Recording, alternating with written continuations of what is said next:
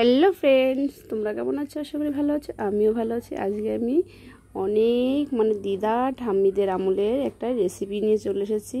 দেখো, এটা আমি মটর ডাল দিয়ে একবার করেছিলাম, আমার ইউটিউব চ্যানেলে আছে, কিন্তু এবার আমি এটা করছি মসুর ডাল দিয়ে। মসুর ডালটা সকালে ভিজিয়ে রেখেছিলাম, সারাদিন ভিজেছে। তারপরে দেখো সব কিছু দিয়ে, আর এইটা হচ্ছে একটা চাল কুমড়ো, দেখো একটু ডুমো ডুমো করে কেটে নিয়েছি। কেটে নিয়ে এবারে আমি একটু মশলা করে নিচ্ছি। একটু দেখো আদা, জিরে আর হচ্ছে একটু কাঁচা লঙ্কা, সব কিছু মশলা দিয়ে এবারে আমি একটা দেখো মিক্সচারে পেস্ট করে নিয়েছি। আর এখানে বসিয়ে দিয়েছি কড়াই। অলরেডি কড়াই আমার গরম হয়ে গেছে। এবার আমি এই চাল কুমড়োগুলো অল্প অল্প করে দেখো আমি ঢেলে দিলাম। তারপরে হালকা করে নেড়ে চেড়ে আমি এগুলোকে ভেজে নেব। এই দেখো, এইটা হালকা একটু লাল লাল করে ভাজতে হবে, বেশি ভাজলে হবে না, একটু মিডিয়াম আঁচ করে মিডিয়াম করে ভাজতে হবে। যাই হোক, আমার বলতে বলতে দেখো নেড়ে চেড়ে ভাজা প্রায় শেষের দিকে। এবার আমি এগুলোকে নামিয়ে দেবো। এবারে অল্প অল্প করে নামিয়ে নিচ্ছি।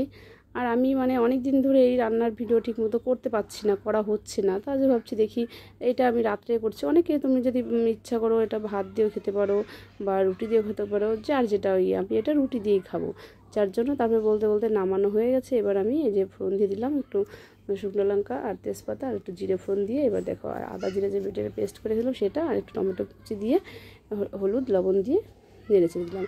এবার হালকা মশলাটাকে একটু কষে কষে নিয়ে এর ভিতরে মশলাটা হালকা কষানো হয়ে গেলে তখন দেখেছে ভেজে রাখা চাল কুমড়োটা দিয়ে নেড়ে চেড়ে সুন্দর করে মিশিয়ে নেব। এবার হালকা একটু কষিয়ে নিতে হবে। একটু হালকা কষানো যখনই একদম গ্রেভিটা গায়ে গায়ে লেগে যাবে, তখনই মিডিয়াম মতো একটু জল দিয়ে দিতে হবে। জল দিয়ে নেড়ে চেড়ে মিশিয়ে দিলাম। আর এখানে আমি একটা ডালের পেস্টটা করে নিচ্ছি। তো হচ্ছে মিক্সচারটা ধুইনি, যেহেতু মশলা করেছিলাম। তারপর ওইটা আবার মশলা তো আছে, ওটাকে একটু দিয়ে এই যে আমি সুন্দর করে পেস্ট করে এবার আমি ডালটা পুরো ডাইরেক্ট, দেখো আমরা তো অনেকে ডালের বড়ি শুকিয়ে তারপরে বানাই, আর এটা হচ্ছে ডাইরেক্ট ঝোলের পরে ডাল দিয়ে বড়ি দিয়ে তৈরি করা। কি বলবো, আমি আগে একবার বললাম না করেছি, এত অসাধারণ টেস্টি লেগেছে, বলার মতো না। তো আজকে হচ্ছে দেখি তাহলে আমি মসুর ডালটা দিয়ে খাই, ওর জন্য আজকে মসুর ডালটা দিয়ে করছি। তো এই যে দেখতে পাচ্ছ অলরেডি সুন্দর করে বড়ি আকারের মতো আমি করে দিলাম। এবার এইটাকে আমার সব দেওয়া হয়ে গেছে। এবার এটাকে কিছুক্ষণ 5 মিনিটের মতো ঢেকে, এই দেখো আমার গরম গরম নামানোর সময় একটু ঘি দিয়ে দিয়েছি, সেটা আমি দেখাতে পারিনি। এই যে আমার রুটির সঙ্গে সার্ভ করছি। বন্ধুরা কেমন লাগছে? ভালো লাগছে? তো ভালো লাগলে লাইক করে শেয়ার করতে। Tata, bye bye.